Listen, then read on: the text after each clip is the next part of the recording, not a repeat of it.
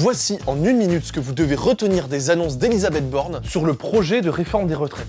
Premier point important, l'âge légal de départ à la retraite passera de 62 à 64 ans. Il sera progressivement relevé à compter du 1er septembre 2023, à raison de 3 mois par année de naissance, pour atteindre la cible de 64 ans en 2030. Les premiers à devoir attendre 64 ans pour partir à la retraite seront les Français nés en 1968. Pour bénéficier de sa retraite à taux plein, il faudra avoir travaillé 43 ans, soit 172 trimestres. À partir de 67 ans, ce sera tout de même possible de partir à taux plein, même sans ces 43 annuités. Attention, aucune personne ayant commencé à travailler tôt ne sera obligée de travailler plus de 44 ans. Ceux qui ont commencé à 16 ans pourront partir dès 58 ans, entre 16 et 18 ans à partir de 60 ans, et entre 18 et 20 ans à partir de 62 ans. Autre changement, le minimum de pension augmentera de 100 € par mois pour une carrière complète.